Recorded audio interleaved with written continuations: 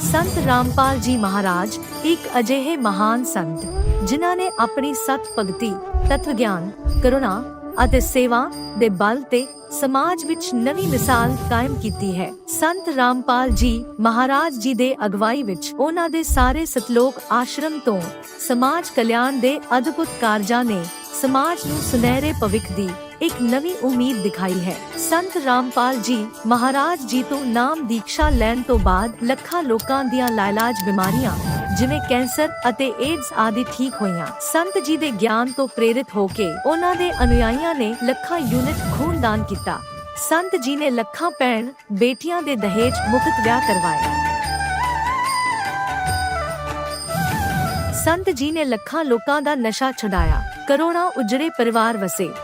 ਸੰਤ ਜੀ ਦੇ ਆਸ਼ਰਮਾਂ ਵਿੱਚ ਸਮਾਗਮਾਂ ਦੇ ਦੌਰਾਨ ਨਿਸ਼ੁਲਕ ਅੱਖਾਂ ਦਾ ਇਲਾਜ ਅਤੇ ਦੰਦਾਂ ਦਾ ਇਲਾਜ ਕੀਤੇ ਜਾਂਦੇ ਹਨ। ਸੰਤ ਰਾਮਪਾਲ ਜੀ ਮਹਾਰਾਜ ਵੱਲੋਂ ਸਮੇਂ-ਸਮੇਂ ਤੇ ਵਾਤਾਵਰਣ ਸੰਭਾਲ ਮੁਹਿੰਮ ਦੇ ਤਹਿਤ ਵੱਡੇ ਪੱਧਰ ਤੇ ਰੁੱਖ ਲਗਾਏ ਜਾਂਦੇ ਹਨ। ਸੰਤ ਜੀ ਨੇ ਲੋੜਵੰਦਾਂ ਨੂੰ ਤੁਰੰਤ ਸਹਾਇਤਾ ਪਹੁੰਚਾਉਣ ਲਈ ਮੁਫਤ ਐਂਬੂਲੈਂਸ ਸੇਵਾ ਸ਼ੁਰੂ ਕੀਤੀ।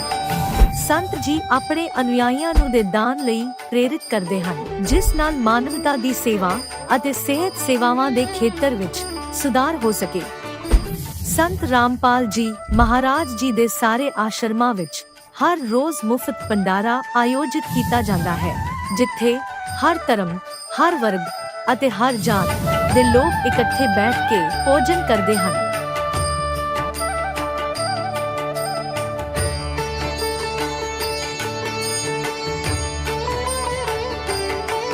ਸੰਤ ਰਾਮਪਾਲ ਜੀ ਮਹਾਰਾਜ ਦੇ ਆਸ਼ਰਮਾਂ ਵਿੱਚ ਹਜ਼ਾਰਾਂ ਬਜ਼ੁਰਗਾਂ ਨੂੰ ਸਨਮਾਨ ਅਤੇ ਪਿਆਰ ਨਾਲ ਜੀਵਨ ਜਿਉਣ ਦਾ ਮੌਕਾ ਮਿਲਦਾ ਹੈ। ਉਹਨਾਂ ਦੇ ਖਾਣ, ਰਹਿਣ ਅਤੇ ਸਿਹਤ ਦੀ ਪੂਰੀ ਜ਼ਿੰਮੇਵਾਰੀ ਸੰਤ ਰਾਮਪਾਲ ਜੀ ਮਹਾਰਾਜ ਚੱਕਦੇ ਹਨ। ਅਨਾਥ ਬੱਚਿਆਂ ਲਈ ਸੰਤ ਰਾਮਪਾਲ ਜੀ ਮਹਾਰਾਜ ਦੇ ਸਾਰੇ ਆਸ਼ਰਮ ਕਿਸੇ ਵਰਦਾਨ ਤੋਂ ਘੱਟ ਨਹੀਂ ਹਨ। ਇੱਥੇ ਉਹਨਾਂ ਨੂੰ ਪੜ੍ਹਾਈ, ਸੰਸਕਾਰ ਅਤੇ ਭਵਿੱਖ ਲਈ ਬਿਹਤਰ ਮੌਕੇ ਪ੍ਰਦਾਨ ਕੀਤੇ ਜਾਂਦੇ ਹਨ। ਚਾਹੇ ਹੜ੍ਹ ਹੋਵੇ, ਭੂਚਾਲ ਹੋਵੇ ਜਾਂ ਮਹਾਮਾਰੀ, ਸੰਤ ਰਾਮਪਾਲ ਜੀ ਮਹਾਰਾਜ ਅਤੇ ਉਹਨਾਂ ਦੇ ਅਨੁਯਾਈ ਲੋੜਵੰਦਾਂ ਲਈ ਸਭ ਤੋਂ ਅੱਗੇ ਖੜੇ ਰਹਿੰਦੇ ਹਨ। ਕੋਵਿਡ ਮਹਾਮਾਰੀ ਦੇ ਦੌਰਾਨ ਸੰਤ ਰਾਮਪਾਲ ਜੀ ਮਹਾਰਾਜ ਦੇ ਆਸ਼ਰਮਾਂ ਤੋਂ ਕਰੋੜਾਂ ਲੋਕਾਂ ਲਈ ਖਾਣਾ, ਦਵਾਈਆਂ ਅਤੇ ਜੀਵਨ ਰੱਖਿਅਕ ਸਮੱਗਰੀ ਉਪਲਬਧ ਕਰਵਾਈ ਗਈ। ਚਾਹੇ ਗਰੀਬਾਂ ਦੀ ਮਦਦ ਹੋਵੇ ਜਾਂ ਸ਼ੋਸ਼ਿਤ ਅਤੇ ਪੀੜਿਤ ਵਰਗ ਦੇ ਹੱਕਾਂ ਅਤੇ ਸਨਮਾਨ ਦੀ ਲੜਾਈ, ਸੰਤ ਰਾਮਪਾਲ ਜੀ ਮਹਾਰਾਜ ਨੇ ਹਮੇਸ਼ਾ ਹੀ ਉਹਨਾਂ ਦੀ ਦਬੀ ਆਵਾਜ਼ ਨੂੰ ਸਰਕਾਰਾਂ ਤੱਕ ਪਹੁੰਚਾਇਆ ਹੈ ਅਤੇ ਉਹਨਾਂ ਨੂੰ ਉਚਿਤ ਨਿਆਂ ਦਿਵਾਉਣ ਵਿੱਚ ਅਹਿਮ ਭੂਮਿਕਾ ਨਿਭਾਈ ਹੈ। ਸਮਾਜ ਵਿੱਚ ਅਧਿਆਤਮਿਕ ਅਤੇ ਸਮਾਜਿਕ ਮੁੱਲਾਂ ਪ੍ਰਤੀ ਜਾਗਰੂਕਤਾ ਲਿਆਉਣ ਲਈ ਸੰਤ ਰਾਮਪਾਲ ਜੀ ਮਹਾਰਾਜ ਹਰ ਕਦਮ ਤੇ ਮਾਨਵਤਾ ਦੇ ਸੱਚੇ ਸੇਵਕ ਸਾਬਤ ਹੋਏ ਹਨ। ਸੰਤ ਰਾਮਪਾਲ ਜੀ ਮਹਾਰਾਜ ਦਾ ਜੀਵਨ ਸਾਨੂੰ ਸਿਖਾਉਂਦਾ ਹੈ ਕਿ ਸੱਚੀ ਸੇਵਾ ਉਹੀ ਸੇਵਾ ਹੈ ਜੋ ਨਿਸਵਾਰਥ ਭਾਵ ਨਾਲ ਕੀਤੀ ਜਾਵੇ। ਆਓ ਅਸੀਂ ਵੀ ਇਸ ਸੇਵਾ ਦੇ ਮਹਾਨ ਕਾਰਜ ਵਿੱਚ ਇਸ ਮਹਾਨ ਸੰਤ ਨਾਲ ਜੁੜੀਏ ਅਤੇ ਸੰਤ ਰਾਮਪਾਲ ਜੀ ਮਹਾਰਾਜ ਤੋਂ ਨਾਮ ਉਪਦੇਸ਼ ਲੈ ਕੇ ਆਪਣੇ ਜੀਵਨ ਨੂੰ ਧਨ ਬਣਾਈਏ।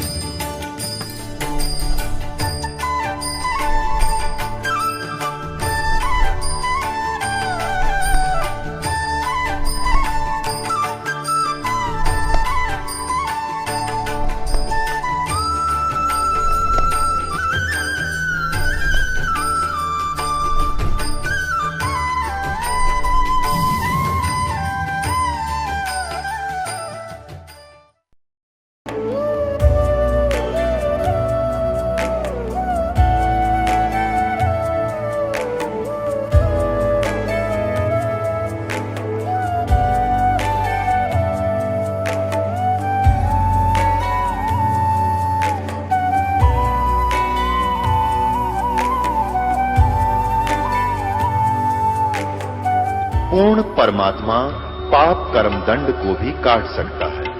अभी तक जिस भी संत व महापुरुष से मिले उन्होंने यही बताया कि पाप कर्म फल भोगने से ही समाप्त होगा। वो प्रभु कौन है जो पाप कर्म को काट देता है, वो काल के बंधन से छुड़वा देता है। उसका क्या नाम है, पूजा की विधि क्या है? कृपया अवश्य सुनिए जगत गुरु तत्वदर्शी संत रामपाल जी महाराज के अमृत वचन। नमस्कार दर्शकों, आज हम आपको एक ऐसी सच्ची घटना से अवगत कराने जा रहे हैं जो दिल दहलाने वाली सच्ची घटना है। मिलिए बबली दासी जी से, जो करनाल हरियाणा से हैं। बबली जी पिछले 16 वर्षों से शिव जी की कठिन व्रत कर रही थी, फिर भी वह दुखी थी।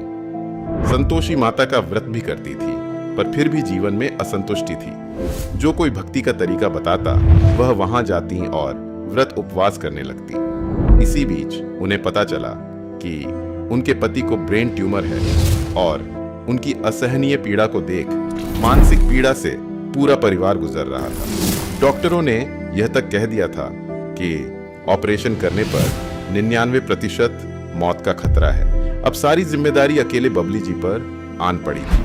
वह मानसिक और आर्थिक रूप से पीड़ित थी, लेकिन उन्हें परमात्मा पर पूरा विश्वास था कि कभी न कभी वे उनकी रक्षा करेंगे। फिर उनकी किस्मत ने करवट ली और एक महान जगतोद्धारक तत्वदर्शी संत द्वारा मई 2001 से उन्हें शास्त्रानुकूल भक्ति का सहारा मिला। उन्होंने शास्त्र विरुद्ध भक्ति त्याग के शास्त्रानुकूल भक्ति की और फिर जो हुआ वो चौंकाने वाला था। जिस भक्ति को पाने के लिए ऋषि मुनियों तथा महात्माओं ने शरीर गला दिया, आज उस भक्ति को समझकर कई भक्तों को असंख्य लाभ हो रहे हैं, जैसे एक है बबली जी। तो आइए अब हम सुनते हैं सच्ची भक्ति से मिलते लाभ की दास्तान, बबली जी की जुबानी, उनके जीवन की सच्ची कहानी। नमस्कार जी। नमस्कार सर।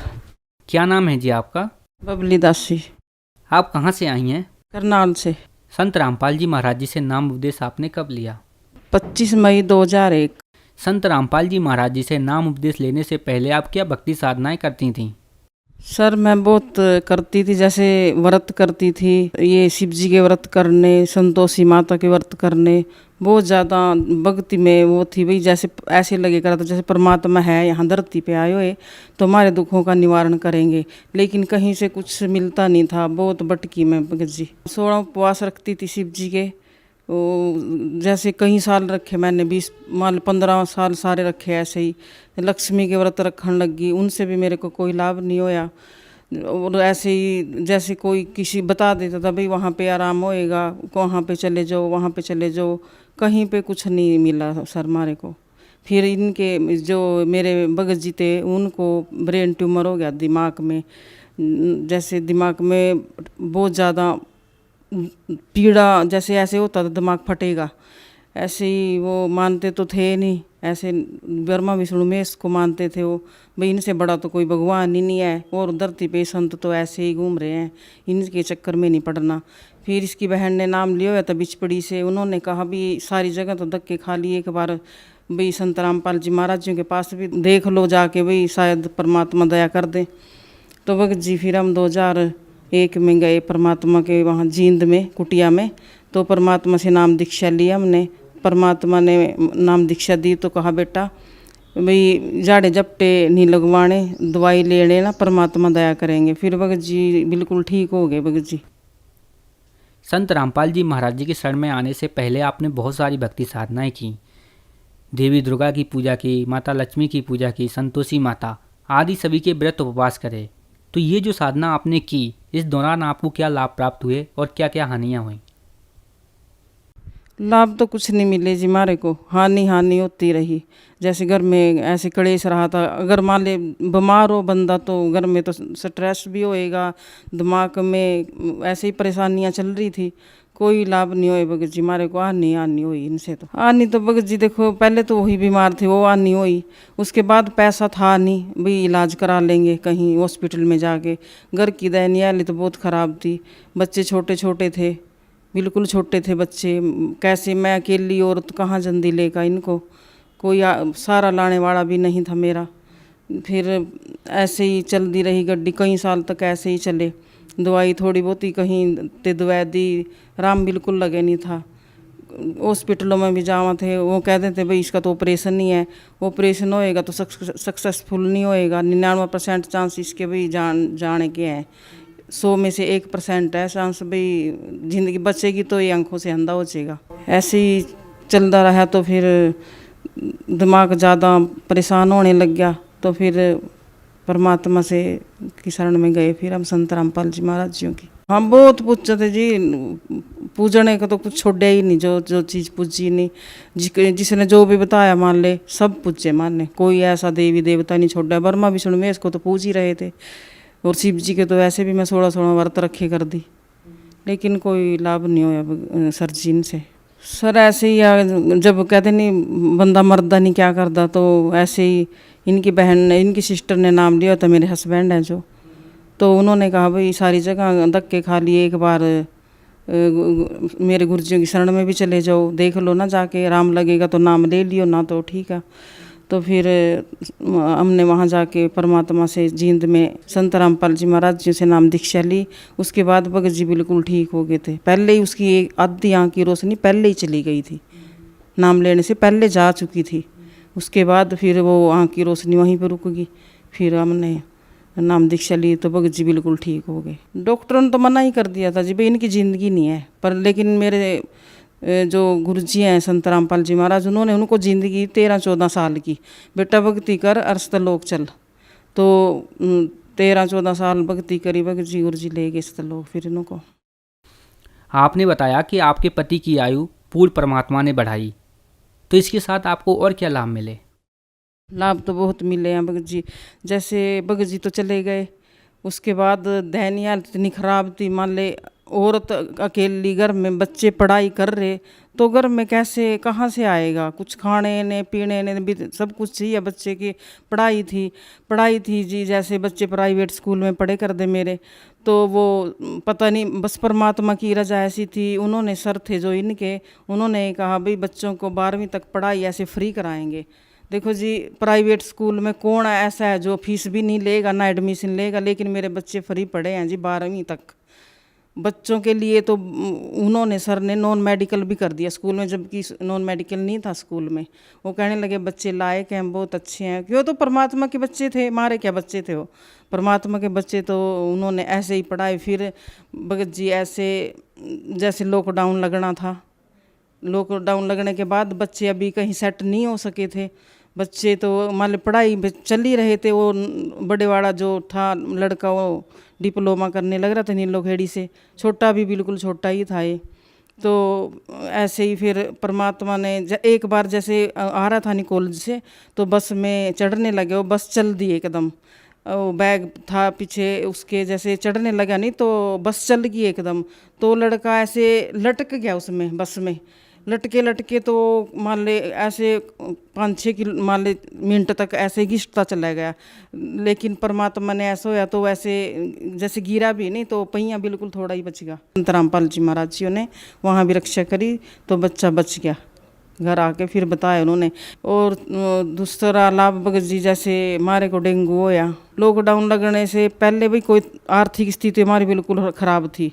मैं अकेली घर में जैसे फैक्ट्री में जाती थी, काम करती तो कितने कमा ले बंदा, लेडीज़ की कोई थी नहीं, माने 100-150 रुपये ऐसे कमाती थी मैं, कुछ नहीं जी। भगत जी मेरे हाथ भी गड़ गए थे, देखो ये हाथ गड़े पड़े, अब तो सेट कर दिए परमात्मा ने। तो ये बच्चे छोटे थे, जैसे वो डिप्लोमा कर रहा था तो कोई इंश्योरेंस का था ही नहीं साधन, तो परमात्मा ने ऐसे सपने में आए, जैसे मैं प्रार्थना कर दी थी गुरुजियों से, भाई परमात्मा आपके बच्चे हैं, आप ही देखो इनको।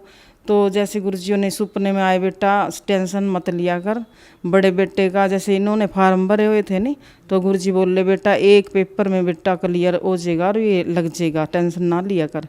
तो फिर ऐसे ही बना भगत जी, बेटे की रेलवे में सरकारी जॉब लग गई। अभी तो 21 साल का ही होया था, छोटा ही था, इतनी एज भी नहीं थी बच्चे की। तो क्यों परमात्मा ने देखा कि जाके जैसे लॉकडाउन में तो सब कुछ बंद हो गया था, भाई मेरे बच्चे खाएंगे कहाँ से।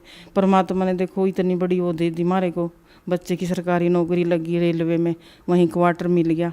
और उसके तो 3 पेपर क्लियर हुए भगत जी, उसके बाद भी फिर भी BSF में और पुलिस में, लेकिन की तो उन्होंने रेलवे में ही। और जैसे फिर मेरे को डेंगू होया, डेंगू होने के बाद तो मेरी प्लेटलेट्स बिल्कुल कम डाउन चली गई थी, बिल्कुल ख़त्म ही, मान ले बिल्कुल ही ख़त्म हो गई थी, जैसे 40-30 हज़ार ऐसे ही रह गई थी। तो डॉक्टरों ने कहा भाई इसकी तो भाई प्लेटलेट्स भी कम आ रही है, खून में भी इसके कम जा हो रहा, तो इसको खून ये प्लेटलेट्स चढ़ानी पड़ेंगी। लेकिन परमात्मा से जैसे हमने प्रार्थना लगाई तो गुरुजियों ने, संत रामपाल जी महाराज जी ने तो 1,80,000 मेरी तीसरे दिन प्लेटलेट्स बढ़ा दी। ऐसे ही बच्चों को या फिर लगातार होया तीनों माँ बेटों को। बड़े बेटे को उसकी भी ऐसे ही 30-40,000 रह गई और वो वहीं जॉब कर रहा था, और जॉब भी कर रहा था लेकिन शरीर भी चल रहा था, लेकिन इसमें तो बिल्कुल डाउन हो जा। जबकि वो ड्यूटी दे के फिर घर आया, फिर उसको एडमिट कराया। परमात्मा ने अगले दिन उसको भी ऐसे ही जीवन रक्षा दी। तीनों माँ बेटों को, मारे को तीनों को डेंगू होया था। जैसे एक बार मेरे को नहीं डॉक्टर ने नाक की हड्डी के बारे में बताया था। जैसे मेरे को एलर्जी बहुत रहने लगी थी, छींकें लगती थी, नाक से पानी ऐसे बहता था जैसे कोई टूंटी चल रही हो। ऐसे दिक्कत बहुत ज़्यादा होने लगी थी। तो फिर गुरुजियों से नाम उपदेश लेने के बाद मेरे को ये भी बीमारी ठीक हुई। एक बार जैसे भगत जी थे, उनको नहीं पित्ते में पत्थरियाँ बता दी, जैसे पिता पटने वाला था। मान ले ऐसी कंडीशन में थे। मैं आश्रम में गई हुई थी, भगत जी बीमार हो रहे थे मान ली घर पे, लेकिन परमात्मा ने फिर भी उनकी रक्षा कर रखी थी। क्यों ठीक थे बच्चों के साथ, बच्चे छोटे थे। तो फिर अगले दिन जैसे डॉक्टर पे लेके गई, वो कहने लगे भाई इनकी तो ये पित्ते की थैली पटने के चांस थे, ये बच कैसे रहा है, तो इनका ऑपरेशन कराओ जल्दी। तो जैसे भगत जी ऑपरेशन कराना था हमने, तो पैसे मेरे पास थे ही नहीं, क्यों उस टाइम तो कोई घर में था ही नहीं, लगे कोई इंश्योरेंस थी ही नहीं, तो पैसे थे नहीं मेरे पास एक भी रुपया। मेरी जेब में 200 रुपये, मैं हॉस्पिटल में एडमिट करा दिया मैंने भगत जियों को। तो भगत जी कहने लगे भाई मेरे को कुछ खाने को चाहिए। तो मैं जैसे लेने गई नहीं, तो मेरे दिमाग में ऐसे चल रहा था भाई परमात्मा कैसे होएगा, अब क्या करूँ मैं कहाँ जाऊँ अकेली, कोई साथ देने वाले तो ऐसे ही होते हैं, फिर कोई नहीं। वैसे साथ देते भी हैं, पर ये वो जो कहते नहीं परिवार के ऊपर बीतती हो तो उसको ही पता है। तो फिर जैसे मैं आई नहीं, मैंने भगत जियों को पपीता काट के दिया। तो एक वकील है, उन्होंने फ़ोन किया भाई दिलीप कहाँ पे है। वो कहने लगे भाई हॉस्पिटल में एडमिट है। वो कहने लगे मैंने 30,000 रुपये देने हैं तेरा, भी तेरे बकाया रहे हुए हैं कभी के, मैंने पहले दिए नहीं, तू देने हैं मैंने। वो कहने लगे नहीं सर मैंने तो कोई रुपया भाई देना है ही नहीं बकाया आपने। लेकिन वो कहने लगे नहीं देने थे मैंने, तो 30,000 रुपये देकर भगत जी चले गए। मेरा देखो ऑपरेशन भी ऐसे अगले दिन ऑपरेशन भी सक्सेसफुल होया है, उनमें खर्चा भी होया। भगत जी घर में भी रहे कितने दिन, महीना तो काम नहीं करना था, उन पैसों में देखो गुजारा भी किया। परमात्मा ने बहुत लाभ दिए भगत जी, क्या गिनवाएं। कुल मिलाकर संत रामपाल जी महाराज जी से जुड़ने के बाद आपको अनेकों लाभ प्राप्त हुए। तो जो श्रद्धालु आज आपको टीवी पर देख रहे हैं, उन्हें आप क्या संदेश देना चाहती हैं? देखो जी, संदेश तुम्हारे संत रामपाल जी महाराज जी देते हैं, जन जन को संदेश देने लग रहे हैं परमात्मा। हमारी तो यही वो है, प्रार्थना है जगत से भी, ये धरती पे संत रामपाल जी महाराज पूर्ण परमात्मा आए हुए हैं, और इनसे नाम दीक्षा लो और अपना मोक्ष कराओ। संत रामपाल जी महाराज जी से यदि कोई नाम उपदेश लेना चाहे तो कैसे ले सकते हैं? ये जो संत रामपाल जी महाराज जी नाम दीक्षा लेना चाहते हैं, तो हर जिले में नामदान सेंटर हैं हमारे गुरुजियों के। काफ़ी चैनल चलाए हुए हैं परमात्मा ने, तो उन पे नीचे पीली पट्टी चलती है, कॉन्टैक्ट नंबर साथ में दिए हुए हैं। तो जो श्रद्धालु नाम दीक्षा लेना चाहता है तो वहाँ से कॉन्टैक्ट करके नाम दीक्षा ले सकता है। बहुत बहुत धन्यवाद आपका। सत्साई। अब जगत गुरु तत्वदर्शी संत रामपाल जी महाराज जी के सत्संग के माध्यम से उस अद्वितीय आध्यात्मिक ज्ञान के बारे में जानते हैं, जिसके माध्यम से आप भी प्राप्त कर सकते हैं ऐसे आध्यात्मिक, मानसिक और भौतिक सुख जो अभी तक आपने सिर्फ मीराबाई, ध्रुव, प्रहलाद जैसे कुछ ही भक्तों की जीवन कथा में सुने होंगे। अब सुनिए तत्वदर्शी संत के संग शास्त्र अनुकूल भक्ति सत्संग, ऐसा अद्वितीय आध्यात्मिक ज्ञान जिसका है सर्वधर्मों के पवित्र शास्त्रों में प्रमाण। क्यों द्वारका तो कोई ना रही उड़ा चौक बुलाओ ना, तो वहां भी धक्के खाते, बहुत दूर पड़ा हो। यहाँ थे मथुरा पहुंच गया, और वहां उस तालाब में जहाँ श्री कृष्ण जी कहते हैं कृष्ण जी नहाया करते थे, गौ चराया करते थे, उस तीर्थ में, जोड़ में, तालाब में, और उन तालाबों का ऐसा पानी तो गधे भी ना पी, और उसमें श्रद्धालु नहावे और आचमन ले उसका। अब आत्मा को तो भगवान की चाह है किसी तरह मिल जाए, उसने प्राप्त करना है, लेकिन उसका वे ठीक नहीं है, तो तरीका मार्ग ठीक नहीं, कैसे मिलेगा वो भगवान। अब धर्मदास जी सुबह सुबह स्नान करके उस जोड़ में, तालाब में, मथुरा के में, जिसमें बड़ा सैकड़ों आदमी नहावे, गंद माच रहा, और वहीं से लोटा भर के पानी का उसने अमृत जान के वहां रख लिया। लिपा पोती करी, यानी कुछ ग्राउंड लिपा, मड प्लास्टर थे, गाय का गोबर मिला के मिट्टी में, और वहां पर फिर बैठ के लगा नित नियम करने। परमात्मा पूर्ण ब्रह्म अपना अन्य रूप बना के, एक जिंदा महात्मा का रूप बनाकर वहां पहुंच गए, बैठ गए धर्मदास जी से 50 फुट की दूरी पे। जिंदा महात्मा होते हैं जो मुसलमानों के अंदर जिंदा महात्मा बोलते हैं उनको, जिंद पीर। उनकी काला और कोट होता है, घुटनों के नीचे ताई का, एक कच्छा अंडरवियर पहनते हैं लंबा सा, एक टोप सिर पे, काला ही टोप और काला ही चोगा। अब बैठ के दूर जानते और सुन रहे हैं गीता जी के पाठ को। धर्मदास जी बड़ी लय ला के पढ़ रहा है संस्कृत को,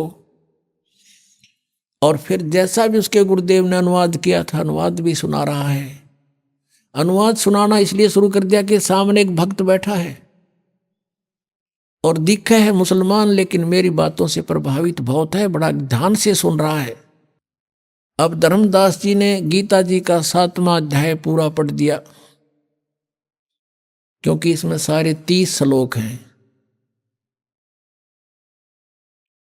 और कुछ 8वें अध्याय के भी मोटे मोटे कुछ कुछ सुना दिए। जैसे 8वें अध्याय के 5वें और 7वें श्लोक में गीता ज्ञानदाता कहता है कि अर्जुन तो मेरी शरण में आ जा, मेरी भक्ति कर, मुझे ही प्राप्त होगा।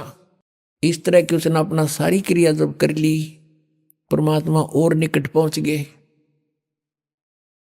और हाथ जोड़ के कहने लगे। अपने आप को एक दास बनाया भगवान ने, और सामने बैठा जैसे ये वैष्णव पंथ के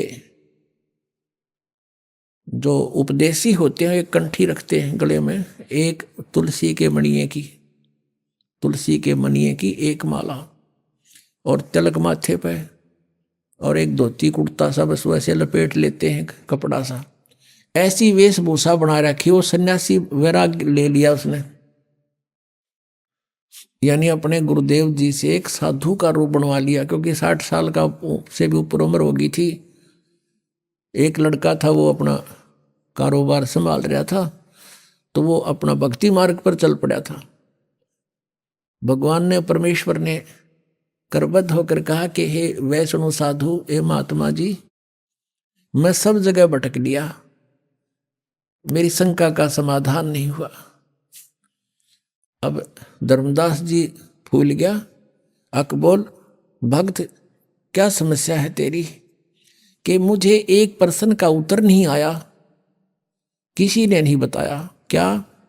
कि कौन ब्रह्मा का पिता है, कौन विष्णु की माँ, और शंकर का दादा कौन है, हमको दे बता। धर्मदास जी हंसे पहले तो कि वाह भाई वाह, आपको हमारे हिंदू सदग्रंथों का पता नहीं, इसलिए आप ऐसा बोल रहे हैं। भक्त, ये तो अजरो अमर हैं, इनके कोई माता पिता नहीं है, ये तो सर्वेश्वर हैं, ब्रह्मा विष्णु जी शिव जी, ये तो बड़े समर्थ शक्ति हैं, अजन्मा है, इनका कोई माता पिता। परमेश्वर ने कहा कि आप अपने सदग्रंथों से परिचित नहीं हैं महात्मा जी।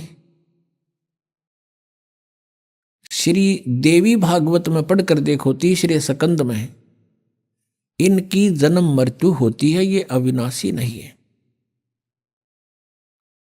और उस समय ये संस्कृत में थे सारे, तो वो उसने एक ब्राह्मण से पूछा कि ब्राह्मण इसमें कहीं लिखा है? तो ब्राह्मण ने कहा, पढ़कर सुना 3रे स्कंद में। ब्राह्मण पढ़ता पढ़ता एकदम चुप हो गया, कहने लगा, भाई लिखा था, पर ये तो वैसे लिख दिया होगा। अब धर्मदास के वह बात खटकता गई, वे वैसे गीता में इन कैसे पुराणों वैसे कैसे लिख दिया। फिर परमात्मा ने कहा कि बात सुनो, आप 7वें अध्याय को पढ़ रहे हो, 7वें अध्याय में इस गीता जी के पढ़ने से क्या लाभ होगा आपको? यदि मैं भी पढ़ने लगूं, आपका अनुयायी बनूं, तो इस गीता जी के नित्य पाठ से क्या लाभ होगा, ये बताओ मुझे। धर्मदास जी ने कहा कि इससे ये मोक्ष होता है। एक राजा ने पढ़ी थी, उसको संतान होगी, एक ने ऐसा पढ़ा था, उसको ऐसे हो गया। परमात्मा ने प्रसन्न किया। एक किसान था, उसके वृद्ध अवस्था में एक पुत्र प्राप्त हुआ, इकलौता। अब किसान ने सोचा कि मेरी मृत्यु के बाद कहीं ये पुत्र मेरे व्यवसाय से अपरिचित ना रह जावे, मैं ये युवा होगा तब तक मेरी मृत्यु हो जाएगी। उसने अपना सारा अनुभव एक बही में लिख दिया, पैड पे, और कहा बेटा जब तू सियाना हो जा, बड़ा हो जा, खेती करने लगे, तो मेरे इस लेख को अवश्य पढ़ना। अब वो किसान का पुत्र उसको पढ़ रहा, अपने पिता की मृत्यु के उपरांत उसके द्वारा दिए गए अनुभव के उस लेख को डेली पढ़ता है। तो उसको डेली पढ़ने का क्या उद्देश्य है उसका? परमात्मा कहते हैं उसका उद्देश्य यही होगा ना कि उस जैसे पिताजी ने कहा वैसे बीज बोए, वही कणक बीजे, उसका उसी तरह उसी सीजन में उसकी बिजाई करे और उसी तरह समय समय पर उसमें सिंचाई करे। कहा जी हाँ बिल्कुल ऐसा ही है। और उसका फायदा क्या लिखने का? और वो गेहूं के स्थान पर तो भांग बोए, गेहूं के बीज के स्थान पर भांग बो रहा हो तो कैसा है वो किसान? अगो तो मूर्ख है, मूर्ख है तो वही बोनी पड़ेंगे तो लिख रखा है, लिखा हुआ उसमें।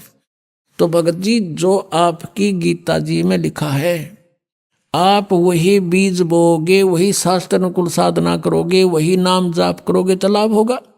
बीज भक्ति का नाम है, और बाकी जो धार्मिक क्रिया है ये खाद और पानी सिंचाई है। तुमने बीज ही गलत बो रखा है। गीता जी में कहीं पर है हरे राम हरे कृष्ण, कृष्ण कृष्ण हरे हरे, सीताराम राधे श्याम, राधे राधे श्याम मिला दे, ओम नमः शिवाय, ओम भागवते वासुदेव नमः, है तेरी गीता जी में कहीं लिखा? नहीं। फिर तू इन रट्टा लाने लग गया तो उस किसान के मूर्ख पुत्र से कम है? अरे जो गीता में लिखा वैसे ही करोगे तो लाभ होगा। इसमें एकादशी का व्रत लिखा कहीं? 6 अध्याय के 16वें श्लोक में मना किया है कि अर्जुन ये योग यानी साधना भक्ति ना तो अधिक खाने वाले की और ना बिल्कुल ना खाने वाले की कभी सफल नहीं होगी। बिल्कुल ना खाना व्रत रखना एकादशी का, सारा दिन भूखे मरते हो तुम। अब गीता पढ़ते उसने रखी थी, घोट रखी थी धर्मदास जी ने, परमात्मा की एक एक बात छाती में लाग गई थी। अरे तू गीता जी को सिरोधार्य मानता है, भगवान के आदेश विरुद्ध तू साधना कर रहा है। 16वें अध्याय के 23वें श्लोक में लिखा है शास्त्र विधि को त्याग कर जो मनमाना आचरण करते उनकी ना गति होती, ना उनको कोई सिद्धि प्राप्त होती, ना उनको कोई सुख होता, यूजलेस। अब यू मन बड़ा शैतान है, यू जल्दी से हार नहीं मानता। अब सारी समझ रहा है, सुन रहा है और हृदय में जा रही है। अब क्या हुआ? क्योंकि काल को पता लग गया कि तेरा एक आदमी जाओगा, काल फंस गया ही तो इसके, वो अंदर से प्रेरणा कर दी कि तू, उसने मन में आई कि ये मुसलमान है और ये वैसे बकवास कर रहा है। सभी तो राम नाम ऐसा ही जप रहे हैं, सभी तो इन नामों का जाप करें पूरे हिंदू समाज में। तो उसने क्या कहा धर्मदास ने परमात्मा को कि जिंदा तेरी बात मैंने बहुत कड़वी लगे और तू महात्मा है ना, मैं तेरे साथ लड़ पड़ता तो साधु वेश में है। आगे से ऐसी बात मत करना, हमारे भगवानों के हमारे मंत्रों के बारे में फालतू मत बोलना। परमात्मा उसी समय जान गए काल आ गए विष में, अंतर ध्यान हो गए, भगवान वहां से अदृश्य हो गए। अब सामने आदमी बतलावे, अरे एकदम ओझल हो जाए तो कलजा पाट जाए। और कुछ लाला जी था, सामने से भगवान एकदम अदृश्य हो गए। उसी समय उसका तो धक्का सा लगा और उसने सोचा देख सारी सच्ची बात बताओ थे, सब सत्य सत्य बोल रहे थे, मेरे भाग फूट गए, ये तो कोई फरिश्ता था, कोई भगवान का भेजा हुआ दूत था, मैंने बड़ी गलती करी और सब बातें सही कह रहा था। अब परमात्मा ने यहां भी बताया था कि जिस तालाब में तू नहा के आया है, इसमें पता नहीं कितने जीव मार दिए तने। अब धर्मदास को जो मालिक ने बताई थी, तू पूजा पढ़े गीता ने, और गीता जी के 8वें अध्याय के 13वें श्लोक में पढ़ ले कि ओम इति एकाक्षरम ब्रह्म विवहारण माम अनुसमरण ये प्रयाति तजन देहम सयाति परमाम गतिम। मुझ ब्रह्म का केवल एक ओम अक्षर है, नथिंग एल्स। और जो इसका उच्चारण करके सिमरन करता हुआ शरीर छोड़कर जाता है, सयाति परमाम गतिम, वो परम गति को प्राप्त होता जो ओम से मिलने वाली परम गति है। और तुम जपो हरे राम हरे कृष्ण राधे श्याम सीताराम राधे राधे। कोई बात हुई? अब एक किसी ने प्रश्न किया कृष्ण के पुजारी था कि आपका इष्ट देव कौन है? सरूम तन्यों का राधे, और फिर ने कहा श्री कृष्ण जी मेरा इष्ट है। अरे राधे होया कृष्ण जी तेरा इष्ट होया? कमाल की बात कर रहे हैं, बिना अकल की बात। अब राधे श्री कृष्ण जी की वो थी प्रेमिका, और कोई मित्र उससे पहले उसकी प्रेमिका का नाम लेता जूत तोड़े न बाजेगा उनका, यारी तोड़े टूट लेगी उनकी। यानी वो कृष्ण जी की पूजा कर राधे श्रद्धा कर रहे। थरा गजब हो, ये थारा सिर पैर है कोई? तो वो भी न्याय कह था, धर्मदास भी जो परमात्मा ने उसको ये सुनाया था, समझाया था, तो उसका सारी बात जचगी के सत्य है। अब उसने सुबह वो क्रिया ना हुई उस भगत जी में जो प्रतिदिन क्रिया करता, और नो सोचा ही भगवान वो एक बार फिर आवे। अंदर से सारी रात नो तड़पता रहा, एक बार वो भगवान है परमात्मा वो कौन था नो तो मैं नहीं जान सकता, एक बार फिर आ जा। मैं कति कोई विवाद नहीं करूं, विनम्रता से सारी बातें पूछूंगा। ऐसे सारी रात करवट बदल कर काट दी। सुबह कोनी पूजा हुई ना, उस जोड़ में नहाने दिल करा तालाब में मथुराले में। रोटी बनाने लग गया, बखते उठ के वक्त से खाना बनाने लग गया, लकड़ बाल के। जैसे जंगल से लकड़ी शाम ने तोड़ के ले आया था, चूल्हा बनाया ईंटों का कच्चा पक्का, उसमें एक मोटी लकड़ी लगा दी, साथ में सहयोगी लकड़ियां लगा के अग्नि जला दी, खाना बनाने लग गया। सब्जी बनाई, रोटी बनाई, और वो लकड़ियां जलती जलती निकट आ गई। मोटी लकड़ी लंबी थी 2-3 फुट की, वो जलती जलती निकट आ गया। एंड उसका सामने आ गया धर्मदास जी को आखिरी सिरा दिखाई देने लग गया उस मोटी लकड़ी का। वो बीच में थोथी थी, ओलो थी उसमें, जैसे लकड़ियों में सुराख सा होता है, और थोड़ी थोड़ी सी गिल्ली थी। अब उधर से सूर्य उदय होने वाला हो गया। अब क्या देखता है धर्मदास के उस लकड़ी के अंदर जो वो थोथी थी, सुराख था थोड़ा थोड़ा अंदर, उसमें से चींटियां बाहर निकलने का प्रयत्न कर रही हैं। उनके मुख में अंडे हैं और बाहर निकलने की चेष्टा करती हैं। तो उस लकड़ी के एंड में, अंत में एक तरल सा पदार्थ उबल रहा है, लकड़ी गर्म होने से उबल रहा है बाहर के हिस्से पर। आगे जाती हैं तो अग्नि जल रही है उस लकड़ी में, वो बाहर भाग रही है तो वहां उसके ऊपर गिर के उस तरल पर चटक मटक हो रही है, जल रही है। अब धर्मदास जी के हाथ पैर फूल गए।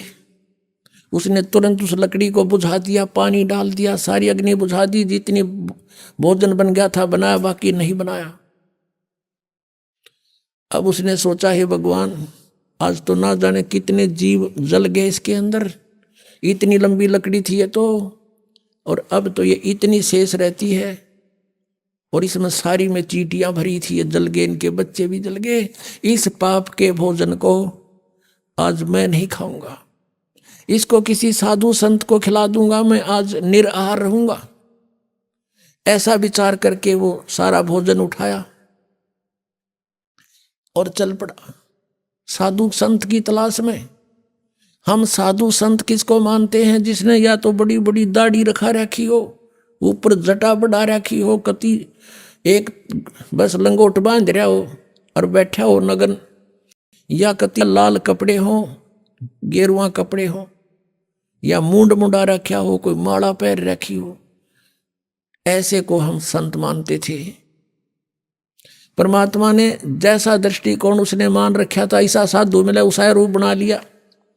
एक हिंदू संत का रूप बना के एक पेड़ के नीचे बैठ गए। धर्मदास जी की दृष्टि पड़ी, सोचा कि वो महात्मा भी निकट ही मिल गए। जाके वो सारी थाली नो की नो सारी सामान था, जितना भी भोजन रख दिया कि महात्मा जी भोजन पालो, भूख लगी होगी। अखा धर्मदास, भूख लगी भाई, कल से आहार नहीं किया मैंने। जब धर्मदास कहा तो उसने एक बार तो देखा कि ये महात्मा मुझे जानता भी है। तो उसने सोचा मैं बहुत बड़े यज्ञ करता था, भंडारे करता था, साधु संतों को बुलाकर उनको भोजन खिलाता था, उनमें से कोई होगा। नहीं ध्यान दिया। परमात्मा एक लोटा जल का साथ लिए हुए थे, उसमें से जल उठाया और ऐसे छींटे मार के एक मंत्र बुदबुदाया पूरे भोजन पर। उसी समय सारे भोजन की चींटी बन गई और सारी थाली काली होगी और चींटियां अंडे ले लेकर बाहर निकलने की, थाली से बाहर निकलने की चेष्टा कर रही हैं। तब परमात्मा उसी रूप में आगे जो पहले दिन वार्ता हुई थी और कहा, रे धर्मदास तू आया था पुण्य करने और तू कल क्या कह रहा था? परमात्मा को देखकर धर्मदास ने मुसलमान रूप में भगवान को एक मुसलमान जाना और परमात्मा ने यह कड़वी सच कही तो उसने दुख माना और ये कहा था कि मैं जीव हिंसा नहीं करते, हम अन्य की तरह जीव हिंसा नहीं करते। यानी बहुत दुख मान के कहा था। ये टोंट कैसा था कि मुसलमान हो तुम, मांस खाते हो, हम हिंदू, हम हिंसा नहीं करते, हम जीव हिंसा नहीं करते। तब परमात्मा ने कहा था, रे तेरे तो तक कसाई भी अच्छा, और इस पाप के भोजन को तो मुझे खिलाने आया है। अरे अपराधी व्यक्ति। जब उसने धर्मदास ने देखा कि वो हैकल वाले चरणों में पड़ गया, बुरी तरह रोए, ये भगवान मुझसे गलती होगी, कल मैंने आपसे वाद विवाद किया, मुझे क्षमा करो भगवान, मुझसे गलती होगी, मुझे वो ज्ञान और सुनाओ। अब परमात्मा तो चाह थे यो सीधा हो, किसी प्रकार इसकी आप बीमारी निकले, जो गंध भर रखा है इसने अंदर, तो बैठ गए वहीं पर, अब सुन ले ज्ञान आगे का। कल तूने गीता जी का 7वां अध्याय पढ़ा था। 7वें अध्याय के 12 से लेकर 15 तक और 20 से लेकर 23 तक, इन श्लोकों में ये जिनकी तू पूजा करता है, इन तीनों गुणों में से तू शंकर और विष्णु जी की, तमोगुण शंकर और सतोगुण विष्णु जी की पूजा करता है। हाँ जी, तो क्या लिखा है तेरी गीता जी ने? खोल एक बार फिर। तो परमात्मा ने दिखाया कि देख पढ़ के। पुणात्मा, आज से 600 वर्ष पहले परमात्मा ने यह ज्ञान सुनाया था जो आज दास सदग्रंथों में आपके रूबरू करा रहा है। गीता जी हिंदू समाज के अंदर एक बहुत सिरोधारी अच्छा सदग्रंथ माना जाता है और है, लेकिन इसके अंदर लिखा क्या है ये हमें आज तक नहीं पता था। परमेश्वर कबीर जी ने 600 वर्ष पहले बताया था, क्योंकि वो परमात्मा है। अब देखिएगा, श्रीमद् भगवत गीता, गीता प्रेस गोरखपुर से प्रकाशित है। जयदयाल गोविंद का इसके अनुवादक है। ये अध्याय 7 है श्रीमद् भगवत गीता, या 12 नंबर श्लोक देखे। इसमें लिखा है, और भी जो सतोगुण से उत्पन्न होने वाले भाव हैं और जो रजोगुण तथा तमोगुण से होने वाले भाव हैं, उन सब को तो मुझसे ही होने वाले हैं ऐसा जान, परंतु वास्तव में उनमें मैं और वे मुझ में नहीं है। अब सरजगुण, सतगुण, तमगुण ये क्या है, ये थोड़ा सा कंसेप्ट क्लियर करना पड़ेगा। रजगुण ब्रह्मा जी सतगुण विष्णु जी, तमगुण शिव जी। देखिएगा मार्कंडेय पुराण यहां से प्रारंभ करते हैं। गीता प्रेस गोरखपुर से प्रकाशित है। सचित्र मोटा टाइप गीता प्रेस गोरखपुर से प्रकाशित है। ये प्रकाशक में मुद्रक है गीता प्रेस गोरखपुर, गोविंद भवन कार्यालय कोलकाता का संस्थान। ये इनके फैक्स और फोन नंबर है। इसके 123 पृष्ठ पर देखिएगा। 122 से शुरू करेंगे पहले हम, यहां देखना। अब मार्कंडे जी बोले मुने, अब यहां पढ़ेंगे हम 123 पे। इस तरह स्वयंभू परमात्मा की 3 अवस्थाएं हैं। रजोगुण प्रधान ब्रह्मा, तमोगुण प्रधान रुद्र, सत्व प्रधान विश्वपालक विष्णु हैं। यही 3 देवता हैं और यही 3 गुण हैं। स्पष्ट हो गया। ब्रह्मा विष्णु महेश कहो चाहे तीनों गुण कहो, रजगुण कहो चाहे सतगुण कहो, तमगुण कहो, यही 3 देवता हैं और यही 3 गुण हैं। इससे बढ़िया कंसेप्ट तक है हम क्लियर होए को ना, फिर भी और दिखाएंगे। अब ये कहता है कि ये तीनों गुणों से जो रहा है इसका निमित्त कारण मैं हूं। काल कह रहा है गीता का ज्ञान कौन दे रहा है? श्री कृष्ण में प्रवेश करके यू काल बोल रहा है। और ये कह रहा है कि ये जो कुछ भी ये हो रहा है ना, रजगुण से ब्रह्मा जी से भी उत्पत्ति, यानी सभी जीव इस रजगुण के इंजेक्शन लग जाने से, इसके प्रभाव से हम संतान उत्पत्ति करते हैं। यहाँ की फिर ठाठ बाट की जो इच्छा करते हैं, ये रजोगुण के दबाव से, श्री ब्रह्मा जी के दबाव से। और फिर सती थी एक दूसरे ममता मोह हमारी फंसी हुई जीव के बस का नहीं। और फिर संहार तमोगुण से, शिव जी से। ये तीनों कहता है मैं ही इसका मुख्य कारण हूं, मेरे ही कारण हो रहे, क्योंकि इसको श्राप लगा हुआ है 1 लाख मानव शरीरधारी प्राणियों का नेताहार करने का। कहता है इन तीनों का निमित्त कारण मैं ही हूं, पर मैं इनसे बाहर हूं, इनसे न्यारा हूं। 21वें ब्रह्मांड में, और इस एक ब्रह्मांड के अंतिम छोर पे रहता है गुप्त स्थान पे। उसके लिए देखिए शिवपुराण, संक्षिप्त शिवपुराण, और ये गीता प्रेस गोरखपुर से प्रकाशित है। इसके अनुवादक हैं हनुमान प्रसाद पोदार। गीता प्रेस गोरखपुर से ये प्रकाशित है और मुद्रित है। इसके 110 पृष्ठ पर आपको दिखाते हैं। रुद्र संहिता और संक्षिप्त शिवपुराण पृष्ठ 110 और 9वां अध्याय समाप्त होता है इसके लास्ट में। इस प्रकार ब्रह्मा विष्णु तथा रुद्र इन 3 देवताओं में गुण हैं। रजगुण ब्रह्मा, सतगुण विष्णु, तमगुण ये शिव जी शंकर। परंतु शिव गुणातीत माने गए, वो इनसे न्यारा है, गुणातीत, इनसे अलग है। ये काल है, सदा शिव कहो, महाशिव कहो, काल कहो, काल रूपी ब्रह्म कहो, ये वो अलग है। श्रीमद् देवी भागवत और कंसेप्ट क्लियर करते हैं जो संस्कृत सहित है, और बम्बे श्री कृष्ण दास वेंकटेश्वर प्रेस से मुद्रित है। ये देखिएगा, श्रीमद् देवी भागवत है ये। अथ श्रीमद् देवी भागवत सभाष्टीकम सैमात्यम, खेमरा श्री कृष्ण दास प्रकाशन बम्बई 4, यहां से ये प्रकाश। इसमें संस्कृत भी साथ है। इसका हम 3रा स्कंद देखते हैं। अथ श्रीमद् देवी भागवते भाषा टीका युक्ते 3य स्कंद प्रारंभते। इसके 11 नंबर पृष्ठ पर हम आते हैं। 5वें अध्याय का ये 11 नंबर पृष्ठ है। 5वें अध्याय का 8वां श्लोक पढ़ते हैं। इसमें संस्कृत भी साथ है। इसमें कोई बात तक खत्म हो जाती है, कोई नो कह कि नहीं। अब 5वें अध्याय का 7वां श्लोक है, 8वां 7वां इधर है। हे माता, यदि हमारे ऊपर सदा आप दया युक्त हो, शंकर भगवान कह रहे हैं, तो हमको तमोगुण में किस प्रकार प्रदान किया है? ब्रह्मा रजोगुण और हरि सतगुण युक्त किस प्रकार किए हैं? युक्त क्यों किए हैं? किस प्रकार किए हैं?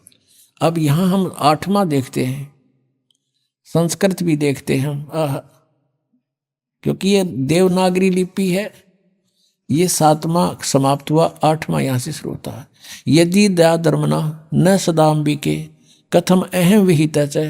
शंकर भगवान कहते हैं यदि तू हमारे पर दयालु है तो इसे बुंडे कुकर्म में हमने क्यों लगा रही है, और क्यों हम इस एक के गुण युक्त बना दिए, हमारे बस की बात नहीं। कथम अहम विहित है, किस प्रकार मैं बना दिया। तमोगुण है। और कमल जय यानी कमल से उत्पन्न होने वाले ब्रह्मा जी को रजोगुण संभव, रजोगुण क्यों बना दिया। सुविहित विहित किमु सतोगुण हरि, विष्णु को आपने सतगुण क्यों बना दिया। अब ये फाइनल हो गया। अब गीता जी के इस पवित्र ग्रंथ में हम समझ सकेंगे ये कोड वर्ड हैं, और कोड वर्डों को टीचर बता सकता है, स्टूडेंट नहीं समझा करती। हमारे जो टीचर थे जिनको हम विद्वान समझते थे, संस्कृत भाषा जानते हैं, वो अध्यात्म ज्ञानहीन थे। उनके मोतिया बंद हो रहा था अज्ञान का। अब दिखाते हैं आपको वही सदग्रंथ हमें क्या बताना चाहते हैं। यही श्रीमद् भगवत गीता, ये वही जो आपको अभी दिखाई थी। अब नए अध्याय 7 का हम फिर पुनः वो 12वां श्लोक पढ़ते हैं। ये 12वां श्लोक है। और भी जो सतोगुण से उत्पन्न होने वाले भाव हैं, और जो रजोगुण तथा तमोगुण से उत्पन्न होने वाले भाव हैं, उन सब को मुझसे ही होने वाले हैं ऐसा जान, परंतु वास्तव में उनमें मैं और वे मुझ में नहीं है। आगे देखना 13वें में क्या कहा। गुणों के कार्य रूप सात्विक, राजस और तामस, इन तीनों प्रकार के भावों से ये सारा संसार प्राणी समुदाय मोहित हो रहा है। इन तीनों गुणों से परे, रजगुण ब्रह्मा, सतगुण विष्णु, तमगुण शिव जी से परे मुझ अविनाशी को नहीं जानते। ये कहते हैं, काल कहता है ये ब्रह्मा विष्णु महेश से ऊपर मुझे नहीं जानते। सारा संसार इन्हीं तक सीमित है। अब 14वें श्लोक में क्या कहा है। क्योंकि यह अलौकिक अर्थात अति अद्भुत त्रिगुणमयी मेरी माया, रजगुण ब्रह्मा, सतगुण विष्णु, तमगुण शिव जी के द्वारा फैलाया गया जाल, ये बड़ी दुस्तर है, बड़ी खतरनाक है। और जो व्यक्ति मुझ को निरंतर भजते हैं वे इस माया का उल्लंघन कर जाते हैं। यानी जो ब्रह्म साधना करते हैं वो इनसे ऊपर उठ जाते हैं, इनसे अधिक लाभ प्राप्त करते हैं। जो ब्रह्मा विष्णु महेश से ज्यादा लाभ, वो महास्वर्ग में चले जाते हैं। इसका भाव ये है। अब देखियो 15वें श्लोक में, 7वें अध्याय के 15वें श्लोक में गीता जी में कितना कमाल कर दिया। माया के द्वारा जिनका ज्ञान हरा जा चुका है, त्रिगुणमयी माया, रजगुण ब्रह्मा, सतगुण विष्णु, तमगुण शिव जी से आगे वो किसी को मानने को तैयार नहीं। इनकी बुद्धि वहीं तक बंद होगी। इनके द्वारा जिनका ज्ञान हरा जा चुका है, रजगुण ब्रह्मा, सतगुण विष्णु, तमगुण शिव जी द्वारा, माया द्वारा, और इनसे आगे किसी की भक्ति नहीं करते। उसके विषय में कहा कि असुर स्वभाव को धारण किए हुए, मनुष्यों में नीच, नराधमा और दूषित कर्म करने वाले मूर्ख, दूषित कर्म करने वाले मूढ़ लोग मुझको नहीं भजते। यानी इस सीधा सा अर्थ हो गया कि कोई भजने की बात है, ब्रह्मा विष्णु महेश की पूजा करते हैं वो, ये गीता ज्ञानदाता कहता वो मुझे नहीं भजते, क्योंकि ये काल बोल रहा है। अब फिर पढ़ो 15वां 7वें अध्याय का। कहते माया के द्वारा जिनका ज्ञान हरा जा चुका है, त्रिगुणमयी माया, रजगुण ब्रह्मा, सतगुण विष्णु, तमगुण शिव जी तक जिनकी बुद्धि बंद हो ली और की नहीं सुनते कति, असुर स्वभाव को धारण किए हुए, राक्षस स्वभाव को धारण किए मनुष्यों में नीच और दूषित कर्म करने वाले मूढ़ लोग मुझको नहीं भजते। पुण्यात्मा, ये कोड वर्ड है, सांकेतिक शब्द हैं। इनको टीचर ही समझकर आगे स्टूडेंट को बताया करते हैं।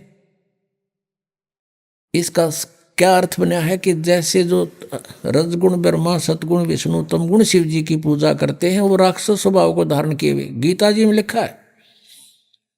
और दूषित कर्म करने वाले मूर्ख है, मूढ़ है, राक्षस स्वभाव को धारण किए हुए मनुष्यों में नीच है, मनुष्यों में नीच और दूषित कर्म करने वाले मूर्ख।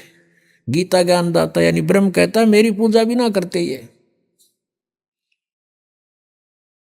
एक समय एक भस्मागिरी नाम का एक तपस्वी था, तमोगुण शिव की साधना करता था और भगवान शिव के गेट के सामने धरना धर दिया, ऊपर को पैर नीचे को शीश करके सिरासन पर 12 वर्ष खड़ा रहा। एक दिन पार्वती के प्रार्थना से भगवान शिव से कहा पार्वती जी ने कि आप तो देवों के देव हैं, महादेव हैं, आपका भगत क्या मांगता है, इसको देव यहाँ से चलता करो, इसको समय सुबह सुबह मत्थे लग गई हो यहाँ पर। अभी आपने सुने संत रामपाल जी महाराज के मंगल प्रवचन। आइए अब सुनते हैं संत रामपाल जी महाराज से नाम दीक्षा लेकर सतभक्ति करके अद्भुत लाभ प्राप्त करने वाले अनुयायी के विचार। नमस्कार, की नाम है जी ਤੁਹਾਡਾ? ਮੇਰਾ ਨਾਮ ਵਿਜੇ ਕੁਮਾਰੀ ਹੈ। ਕਿੱਥੋਂ ਆਏ ਹੋ ਜੀ? ਮੈਂ ਰੋਪੜ ਪੰਜਾਬ ਤੇ ਆਈ ਜੀ। ਸੰਤ ਰਾਮਪਾਲ ਜੀ ਮਹਾਰਾਜ ਜੀ ਦੀ ਸ਼ਰਨ ਵਿੱਚ ਆਉਣ ਤੋਂ ਪਹਿਲਾਂ ਤੁਸੀਂ ਕੀ ਭਗਤੀ ਸਾਧਨਾ ਕਰਦੇ ਸੀ? ਮੈਂ ਜੀ ਪਹਿਲਾਂ ਦੇਵੀ ਦੇਵਤਿਆਂ ਦੀ ਪੂਜਾ ਕਰਦੀ ਸੀ ਔਰ ਗੁਰਦੁਆਰੇ ਕਦੇ ਅਸੀਂ ਜਾਂਦੇ ਹੁੰਦੇ ਸੀ। ਫਿਰ ਸੰਤ ਰਾਮਪਾਲ ਜੀ ਮਹਾਰਾਜ ਜੀ ਦੀ ਸ਼ਰਨ ਵਿੱਚ ਕਿਸ ਤਰ੍ਹਾਂ ਆਏ? ਪਹਿਲਾਂ ਤਾਂ ਮੈਂ ਕਦੀ ਸੋਚਿਆ ਨਹੀਂ ਸੀ ਵੀ ਮੈਂ ਕੋਈ ਗੁਰੂ ਬਣਾਉਂਗੀ ਜੀ। ਮੈਂ ਫਿਰ ਤੁਹਾਨੂੰ ਦੱਸ ਦਿੰਦੀ ਹਾਂ ਕਿ ਮੈਂ ਆਪਣੇ ਮੰਮੀ ਪਾਪਾ ਦੇ ਥਰੂ ਔਰ ਭੈਣ ਦੇ ਥਰੂ ਰਾਮਪਾਲ ਜੀ ਮਹਾਰਾਜ ਦੇ ਸ਼ਰਨ ਵਿੱਚ ਆਈ ਸੀਗੀ ਜੀ। ਕੀ ਘਟਨਾ ਬਣੀ ਇੱਦਾਂ ਦੀ, ਕੀ ਹਾਲਾਤ ਬਣੇ ਕਿ ਤੁਸੀਂ ਆਪਣਾ ਮਨ ਬਣਾਇਆ ਹੋਇਆ ਸੀ ਕਿ ਮੈਂ ਕੋਈ ਗੁਰੂ ਨਹੀਂ ਬਣਾਉਣਾ, ਮੈਂ ਕਿਸੇ ਸੰਤ ਤੋਂ ਨਾਮ ਨਹੀਂ ਲੈਣਾ, ਫਿਰ ਕੀ ਹਾਲਾਤ ਬਣੇ ਕਿ ਤੁਸੀਂ ਸੰਤ ਰਾਮਪਾਲ ਮਹਾਰਾਜ ਜੀ ਦੀ ਸ਼ਰਨ ਵਿੱਚ ਆਏ? ਪਹਿਲਾਂ ਤਾਂ ਜੀ ਮੈਂ ਇਹਨਾਂ ਬਾਬਿਆਂ ਦੇ ਚੱਕਰ ਵਿੱਚ ਪੈਣਾ ਨਹੀਂ ਚਾਹੁੰਦੀ ਸੀ ਕਿ ਮੈਂ ਸੋਚਦੀ ਸੀ ਸਾਰੇ ਬਾਬੇ ਇੱਕੋ ਜਿਹੇ ਹੁੰਦੇ ਹਨ, ਪਖੰਡੀ ਹੁੰਦੇ ਹਨ ਜੀ ਇਹ। ਫਿਰ ਮੈਂ ਇਹ ਸੋਚਦੀ ਸੀ ਅਸੀਂ ਕਿਉਂ ਗੁਰੂ ਬਣਾਈਏ ਜੀ, ਕਿਉਂਕਿ ਮੈਂ ਪਹਿਲਾਂ ਹੀ ਪਰਮਾਤਮਾ ਦੇ ਲੜ ਲੱਗੀਆਂ ਬ੍ਰਹਮਾ ਵਿਸ਼ਨੂੰ ਮਹੇਸ਼ ਨੂੰ ਹੀ ਅਸੀਂ ਭਗਵਾਨ ਸਮਝਦੇ ਹਾਂ ਤਾਂ ਅਸੀਂ ਪਹਿਲਾਂ ਹੀ ਅਸੀਂ ਉਹਨਾਂ ਨੂੰ ਜਾਣਦੇ ਹਾਂ। ਮੈਂ ਆਪਣੇ ਮਨ ਵਿੱਚ ਇਹ ਸੋਚਿਆ ਸੀ ਕਿ ਕਦੀ ਵੀ ਮੈਂ ਗੁਰੂ ਬਣਾਉਂਗੀ ਤਾਂ ਮੈਂ ਜਿਹੜੇ ਇਹਨਾਂ ਤੋਂ ਇਲਾਵਾ ਕੋਈ ਸਾਨੂੰ ਭਗਵਾਨ ਦੱਸੂਗਾ ਮੈਂ ਉਸ ਨੂੰ ਆਪਣਾ ਗੁਰੂ ਬਣਾਉਂਗੀ ਜੀ। ਕੀ ਇਸ ਤਰ੍ਹਾਂ ਦਾ ਗਿਆਨ ਸੀ ਜਿਸ ਨੇ ਤੁਹਾਡੇ ਜਿਹੜਾ ਸੰਕਲਪ ਸੀਗਾ ਕਿ ਮੈਂ ਗੁਰੂ ਨਹੀਂ ਬਣਾਉਣਾ, ਉਸ ਸੰਕਲਪ ਨੂੰ ਤੋੜਨ ਲਈ ਤੁਹਾਨੂੰ ਮਜਬੂਰ ਕਰ ਦਿੱਤਾ? ਮੈਂ ਪਹਿਲਾਂ ਜੀ ਸਤਸੰਗ ਵੀ ਸੁਣਨ ਲੱਗੀ, ਫਿਰ ਉਹ ਤੋਂ ਬਾਅਦ ਮੈਂ ਗਿਆਨ ਗੰਗਾ ਬੁੱਕ ਵੀ ਪੜ੍ਹੀ ਜੀ। ਉਹਦੇ ਵਿੱਚ ਮੈਂ ਸ੍ਰਿਸ਼ਟੀ ਰਚਨਾ ਸੁਣੀ ਤਾਂ ਮੈਂ ਮਤਲਬ ਸਾਰੀ ਬੁੱਕ ਪੜ੍ਹ ਕੇ ਦੇਖੀ ਤਾਂ ਮੈਨੂੰ ਗਿਆਨ ਹੋਇਆ ਵੀ ਅਸੀਂ ਕਿਆ ਕਰਨਾ ਚਾਹੁੰਦੇ ਸੀ, ਅਸੀਂ ਕੀ ਕਰ ਰਹੇ। ਅਸੀਂ ਫਿਲਮਾਂ ਦੇਖ ਕੇ, ਗਾਣੇ ਦੇਖ ਕੇ ਔਰ ਨਾਟਕ ਦੇਖ ਕੇ ਆਪਣੇ ਸਾਰੀ ਭਗਤੀ ਆਪਣੀ ਜੀਵਨ ਮਤਲਬ ਬਰਬਾਦ ਕਰਦੇ ਪਏ ਤੇ ਜੀ। ਫਿਰ ਸਾਨੂੰ ਗਿਆਨ ਗੰਗਾ ਬੁੱਕ ਪੜ੍ਹ ਕੇ ਪਤਾ ਲੱਗਿਆ ਜੀ ਕਿ ਸਾਨੂੰ ਪਰਮਾਤਮਾ ਦੀ ਭਗਤੀ ਕਰਨ ਵਾਸਤੇ ਇਹ ਜਨਮ ਮਨੁੱਖੀ ਜਨਮ ਮਿਲਿਆ ਹੋਇਆ ਹੈ ਜੀ। ਸੰਤ ਰਾਮਪਾਲ ਜੀ ਮਹਾਰਾਜ ਜੀ ਤੋਂ ਨਾਮ ਉਪਦੇਸ਼ ਲੈਣ ਤੋਂ ਬਾਅਦ ਤੁਹਾਨੂੰ ਕੀ ਲਾਭ ਹੋਏ? ਮੈਨੂੰ ਜੀ ਬਹੁਤ ਲਾਭ ਹੋਏ ਜੀ। ਸਭ ਤੋਂ ਪਹਿਲਾਂ ਤਾਂ ਲਾਭ ਇਹ ਹੋਇਆ ਕਿ ਸਾਡੇ ਘਰ ਵਿੱਚ ਬਹੁਤ ਦੁੱਖ ਕਲੇਸ਼ ਦੀ ਲੜਾਈ ਝਗੜੇ ਬਹੁਤ ਸੀ ਕਿ ਜੀ ਪਰਮਾਤਮਾ ਦੀ ਸ਼ਰਨ ਵਿੱਚ ਆਉਣ ਤੋਂ ਬਾਅਦ ਸਾਡੇ ਘਰ ਵਿੱਚ ਸਾਰੇ ਦੁੱਖ ਸਮਾਪਤ ਹੋ ਗਏ। ਔਰ ਮੇਰੇ ਘਰ ਵਾਲੇ ਨੂੰ ਜੀ ਡਿਪਰੈਸ਼ਨ ਦੀ ਬਿਮਾਰੀ ਸੀਗੀ। ਉਹਨਾਂ ਨੇ ਉਹ ਚੋਰ ਛੁਪੇ ਸਾਡੇ ਤੋਂ ਦਵਾਈ ਖਾਂਦੇ ਸੀ, ਸਾਨੂੰ ਪਤਾ ਨਹੀਂ ਸੀ ਵੀ ਉਹਨਾਂ ਨੂੰ ਡਿਪਰੈਸ਼ਨ ਦੀ ਦਵਾਈ ਹੈਗੀ ਜੀ। ਖਾਂਦੇ ਵੀ ਉਹ, ਫਿਰ ਉਹਨਾਂ ਨੇ ਮੈਂ ਉਹਨੂੰ ਪਤਾ ਕਰ ਹੀ ਲਿਆ ਵੀ ਉਹਨਾਂ ਨੇ ਡਿਪਰੈਸ਼ਨ ਦੀ ਦਵਾਈ ਇਹ ਖਾਂਦੇ ਪਏ ਹੈ। ਫਿਰ ਮੈਂ ਉਹਨਾਂ ਤੋਂ ਪਹਿਲਾਂ 2 ਮਹੀਨੇ ਪਹਿਲਾਂ ਇਹਨਾਂ ਦੇ ਨਾਮਦਾਨ ਗੁਰੂ ਜੀ 'ਤੇ ਲੈ ਲਿਆ ਸੀ। ਮੈਂ ਉਹਨਾਂ ਨੂੰ ਵੀ ਇਹੀ ਬੋਲਦੀ ਸੀ ਕਿ ਤੁਸੀਂ ਵੀ ਗੁਰੂ ਜੀ ਦੀ ਸ਼ਰਨ ਵਿੱਚ ਆ ਜਾਓ, ਸੋ ਡਿਪਰੈਸ਼ਨ ਠੀਕ ਹੋ ਜਾਵੇਗਾ ਜੀ। ਉਹ ਨਹੀਂ ਮੰਨਦੇ ਤੇ ਇਸ ਗੱਲ ਨੂੰ ਜੀ। ਫਿਰ ਸੰਤ ਰਾਮਪਾਲ ਜੀ ਮਹਾਰਾਜ ਜੀ ਤੋਂ ਨਾਮ ਉਪਦੇਸ਼ ਲੈਣ ਤੋਂ ਬਾਅਦ ਕੀ ਉਹਨਾਂ ਦਾ ਡਿਪਰੈਸ਼ਨ ਠੀਕ ਹੋਇਆ, ਜਾਂ ਜਿਹੜੀਆਂ ਤੁਹਾਡੇ ਘਰ ਦੇ ਵਿੱਚ ਕਲੇਸ਼ ਸੀ ਜਾਂ ਪਰੇਸ਼ਾਨੀਆਂ ਸੀ ਉਹਨਾਂ ਦੇ ਵਿੱਚ ਕੋਈ ਤੁਹਾਨੂੰ ਰਾਹਤ ਮਿਲੀ? ਹਾਂਜੀ ਜੀ, ਸਾਡੇ ਸਾਰੇ ਘਰ ਵਿੱਚ ਜੋ ਵੀ ਦੁੱਖ ਕਲੇਸ਼ ਸੀ ਉਹ ਦੂਰ ਹੋਏ।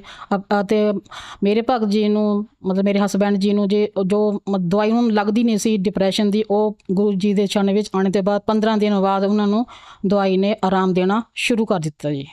ਫਿਰ ਉਹ ਕਦੋਂ ਠੀਕ ਹੋਏ ਜੀ? ਉਹ 15 ਦਿਨਾਂ ਬਾਅਦ ਮਤਲਬ ਉਹਨਾਂ ਨੂੰ ਦਵਾਈ ਨੇ ਲਾਭ ਦੇਣਾ ਸ਼ੁਰੂ ਕਰਤਾ। ਫਿਰ ਵੀ ਉਹ ਮਤਲਬ ਦਵਾਈ ਨਾਲ ਤਾਂ 2 ਦਵਾਈਆਂ ਵੀ ਮਤਲਬ 2 ਦਵਾਈਆਂ ਗੋਲੀਆਂ ਲੱਗੀਆਂ ਹੋਈ ਉਹਨਾਂ ਦੀ, ਉਹ ਬਿਲਕੁਲ ਠੀਕ ਹੈ ਜੀ। ਇਸ ਤੋਂ ਇਲਾਵਾ ਹੋਰ ਤੁਹਾਨੂੰ ਕੀ ਲਾਭ ਹੋਏ? ਸਭ ਤੋਂ ਜੀ ਪਹਿਲਾਂ ਇਹ ਹੈ ਵੀ ਸਾਨੂੰ ਮਨ ਦੀ ਸ਼ਾਂਤੀ ਮਿਲੀ ਜੋ ਸਾਨੂੰ ਘਰ ਵਿੱਚ ਦੁੱਖ ਕਲੇਸ਼ ਸੀ ਉਹ ਸਾਡੇ ਦੂਰ ਹੋਏ ਜੀ। ਔਰ ਮੇਰੇ ਘਰ ਨੂੰ ਜੋ ਡਿਪਰੈਸ਼ਨ ਸੀ ਉਹ ਵੀ ਦੂਰ ਹੋਇਆ। ਪਹਿਲਾਂ ਤਾਂ ਸਭ ਤੋਂ ਪਹਿਲਾਂ ਭਗਤ ਜੀ ਇਹ ਗੱਲ ਤੁਹਾਨੂੰ ਦੱਸਦੀ ਹਾਂ ਕਿ ਮੈਂ ਵਿੱਚ ਤੇ ਤੁਹਾਨੂੰ ਕਹਿਣਾ ਭੁੱਲ ਗਈ ਕਿ ਸਭ ਤੋਂ ਪਹਿਲਾਂ ਮੈਨੂੰ ਮੇਰੇ ਘਰ ਨੂੰ ਡਿਪਰੈਸ਼ਨ ਸੀ ਨਾ, ਇਹ ਕਈ ਵਾਰ ਸੁਸਾਈਡ ਕਰਨ ਵਾਸਤੇ ਨਦੀ ਵਿੱਚ ਕੁੱਦਣੇ ਵਿੱਚ ਜਾਂਦੇ ਸੀ ਜੀ। ਫਿਰ ਉਹਦੇ ਬਾਅਦ ਮੈਨੂੰ ਇੱਕ ਦਿਨ ਸੁਪਨਾ ਆਉਂਦਾ ਪਿਆ ਸੀ ਕਿ ਮੇਰੇ ਘਰ ਵਾਲੇ ਨੂੰ ਇੱਕ ਮਤਲਬ ਜੋ ਲੜਕੀ ਨਾ ਉਹਨਾਂ ਮੌਤ ਤੀ ਨਾ ਉਹ ਕੁੜੀ ਦਾ ਭੇਸ ਬਦਲਾ ਕੇ ਮੇਰੇ ਸਾਹਮਣੇ ਖੜ ਗਈ। ਫਿਰ ਉਹ ਬੋਲਣ ਲੱਗੀ ਕਿ ਇਹ ਘਰ ਵਾਲਾ ਹੁਣ ਤੇਰਾ ਨਹੀਂ, ਇਹ ਮੇਰਾ ਹੈ। ਮੈਂ ਇੱਕਦਮ ਮੁੱਠੀ ਬੈੱਡ ਪਰ, ਮੈਂ ਕਿਹਾ ਇਹ ਕਿੱਦਾਂ ਹੋ ਸਕਦਾ, ਇਹ ਤੇਰਾ ਕਿੱਦਾਂ ਹੈ ਜੀ। ਜਦ ਮੈਂ ਦੇਖਿਆ ਸੱਚਮੁੱਚ ਮੇਰੇ ਭਗਤ ਜੀ ਬੈੱਡ ਪਰ ਨਹੀਂ ਸੀ। ਉਹ ਮਤਲਬ ਗੇਟ ਤੋਂ ਬਾਹਰ ਮੋਟਰਸਾਈਕਲ ਲੈ ਕੇ ਉਹਨਾਂ ਨੇ ਮੋਟਰਸਾਈਕਲ ਗੇਟ 'ਤੇ ਬਾਹਰ ਹੀ ਸਟਾਰਟ ਕੀਤਾ ਕਿ ਮੇਰੀ ਜਾਗ ਨਾ ਖੁੱਲ੍ਹ ਜਾਵੇ। ਫਿਰ ਉਹ ਬਾਅਦ ਵਿੱਚ ਜਦੋਂ ਉਹ ਗਏ, ਮੈਂ ਦੁਕਾਨ ਵਾਲੇ ਤੋਂ ਪੁੱਛੇ ਵੀ ਤੁਸੀਂ ਮੇਰੇ ਹਸਬੈਂਡ ਨੂੰ ਦੇਖਿਆ? ਹਾਂਜੀ। ਉਹ ਕਹਿੰਦੇ ਵੀ ਉਹ ਤੁਹਾਡੇ ਘਰ ਵਾਲਾ ਵੀ ਬਾਹਰ ਗੇਟ 'ਤੇ ਬਾਹਰ ਮੋਟਰਸਾਈਕਲ ਸਟਾਰਟ ਕਰਕੇ ਇੱਧਰ ਨੂੰ ਗਿਆ ਜੀ। ਫਿਰ ਮੈਂ ਸਮਝ ਗਈ ਉਹ ਕਿਉਂਕਿ ਉਹ ਨਦੀ ਵਿੱਚ ਕੁੱਦਣੇ ਵਾਸਤੇ ਗਏ ਸੀ। ਫਿਰ ਉਹ ਤੋਂ ਬਾਅਦ ਫਿਰ ਮੈਂ ਆਪਣੇ ਦੇਵਰ ਨੂੰ ਕੋਲ ਲਗਾਈ, ਮੈਂ ਆਪਣੇ ਦੇਵਰ ਨੂੰ ਕੋਲ ਲਗਾਈ ਜੀ ਵੀ ਤੇਰਾ ਭਰਾ ਇੱਥੇ ਘਰ ਵਿੱਚ ਨਹੀਂ ਆ, ਉਹਨੂੰ ਢੋਲ ਕੇ ਆ। ਉਹ ਢੂੰਡਣ ਵਾਸਤੇ ਗਿਆ। ਉਹ ਕਹਿੰਦੇ ਤੇਰਾ ਦਿਮਾਗ ਖਰਾਬ, ਤਾਂ ਮੇਰੇ ਘਰ ਮਤਲਬ ਮੇਰੇ ਦੇਰ ਨੇ ਮੈਨੂੰ ਹੀ ਗਾਲਾਂ ਕੱਢੀਆਂ, ਤੈਨੂੰ ਪਤਾ ਨਹੀਂ ਉਹ ਡਿਪਰੈਸ਼ਨ ਵਿੱਚ ਸੀ, ਉਹਦਾ ਧਿਆਨ ਰੱਖਣਾ ਸੀਗਾ। ਅਤੇ ਮੈਂ ਕਿਹਾ ਹੁਣ ਤੂੰ ਜਾ ਦੇਖ ਕੇ ਆ। ਫਿਰ ਉਹ ਦੇਖਣ ਢੂੰਡਣ ਵਾਸਤੇ ਚੱਲ ਗਿਆ। ਮੈਂ 10 ਮਿੰਟ ਬਾਅਦ ਫਿਰ ਆਈ। ਪਰਮਾਤਮਾ ਦੇ ਗੁਰੂ ਜੀ ਦੇ ਤਸਵੀਰ ਮੋਰੇ ਦੰਡਬੰਦ ਪ੍ਰਣਾਮ ਕੀਤਾ ਜੀ। ਫਿਰ ਉਹਨੂੰ ਕਿਹਾ ਹੇ ਗੁਰੂ ਜੀ ਤੁਸੀਂ ਹੋਏ ਆ ਜੀ, ਗੁਰੂ ਜੀ ਤੁਸੀਂ ਮੇਰੀ ਰੱਖਿਆ ਕਰੋ, ਮੇਰੇ ਘਰ ਵਾਲੀ ਰੱਖਿਆ ਕਰੋ ਜੀ। ਹੁਣ ਮੈਂ ਕਿਹਨੂੰ ਕਹਾਂ ਜੀ। ਫਿਰ 10 ਮਿੰਟ ਬਾਅਦ ਭਗਤ ਜੀ ਤੁਸੀਂ ਨਹੀਂ ਯਕੀਨ ਕਰੋਗੇ, 10 ਮਿੰਟ ਬਾਅਦ ਮੇਰੇ ਭਗਤ ਜੀ ਸਵੈਮ ਆਪਣੇ ਆਪ ਹੀ ਮੋਟਰਸਾਈਕਲ ਲੈ ਕੇ ਘਰ ਪਹੁੰਚ ਗਏ ਜੀ। ਇਸ ਤੋਂ ਪਹਿਲੇ ਵੀ ਸਾਨੂੰ ਬਹੁਤ ਜ਼ਿਆਦਾ ਦਿੱਕਤ ਆਉਂਦੀਆਂ ਜੀ। ਮਤਲਬ ਜਿੱਦਾਂ ਮੇਰੇ ਭਗਤ ਜੀ ਦੇ ਨਾ ਉਹ ਬਹੁਤ ਹੀ ਮਤਲਬ ਮੈਨੂੰ ਨਾ ਦਿੰਦੇ ਤੇ ਗੁਰੂ ਜੀ ਦੀ ਛਾਂ ਜਾਣਾ ਜੀ। ਉਹ ਕਹਿੰਦੇ ਸੀ ਵੀ ਜੇ ਤੂੰ ਗਈ ਤਾਂ ਜਾਂ ਤੂੰ ਮੈਨੂੰ ਛੱਡ ਦੇ ਜਾਂ ਆਪਣੇ ਗੁਰੂ ਜੀ ਨੂੰ ਅਪਣਾ ਲੈ। ਮੈਂ ਕੁਛ ਸੋਚਿਆ ਮੈਂ ਤੁਹਾਨੂੰ ਛੱਡ ਦਾਂਗੀ, ਮੈਂ ਆਪਣੇ ਗੁਰੂ ਜੀ ਨੂੰ ਅਪਣਾਵਾਂਗੀ। ਫਿਰ ਉਹ ਇਸ ਤਰ੍ਹਾਂ ਦੇ ਮਤਲਬ ਉਹਨਾਂ ਨੂੰ ਕੁਛ ਬੋਲਿਆ ਨਹੀਂ ਹੈਗਾ। ਇਸ ਤਰ੍ਹਾਂ ਵੀ ਹੋਇਆ ਸਾਡੇ ਘਰ ਵਿੱਚ ਕਈ ਵਾਰ ਜੀ ਵੀ ਉਹ ਕਹਿੰਦੇ ਤੇ ਗੁਰੂ ਜੀ ਦੀ ਇੱਥੇ ਫੋਟੋ ਨਹੀਂ ਲੱਗਣੀ ਸਾਡੇ ਘਰ ਵਿੱਚ। ਮੈਂ ਕਿਹਾ ਨਹੀਂ, ਮੈਂ ਆਪਣੇ ਗੁਰੂ ਜੀ ਦੀ ਫੋਟੋ ਲਗਾਵਾਂਗੀ। ਤਾਂ ਮੈਂ ਆਪਣੀ ਭੈਣ ਨਾਲ ਗੱਲ ਕੀਤੀ ਜੀ ਵੀ ਮੇਰੇ ਭਗਤ ਜੀ ਇੱਦਾਂ ਬੋਲਿਆ ਕਰਦੇ ਜੀ ਮੈਨੂੰ। ਉਹ ਬੋਲਦੇ ਵੀ ਕੋਈ ਗੱਲ ਨਹੀਂ, ਤੁਸੀਂ ਇੱਦਾਂ ਕਰੋ ਕਬੀਰ ਸਾਹਿਬ ਦੀ ਫੋਟੋ ਮਰੇ ਜੋਤੀ ਲਗਾਓ। ਮੈਂ ਇਸ ਤਰ੍ਹਾਂ ਕਬੀਰ ਸਾਹਿਬ ਦੀ ਫੋਟੋ ਮਰੇ ਮੈਂ ਜੋਤੀ ਲਗਾਈ ਜੀ। ਫਿਰ ਉਸ ਤੋਂ ਬਾਅਦ ਸਾਡੇ ਘਰ ਵਿੱਚ ਹੌਲੀ ਹੌਲੀ ਦੁੱਖ ਦੂਰ ਹੋਣੇ ਸ਼ੁਰੂ ਹੋ ਗਏ।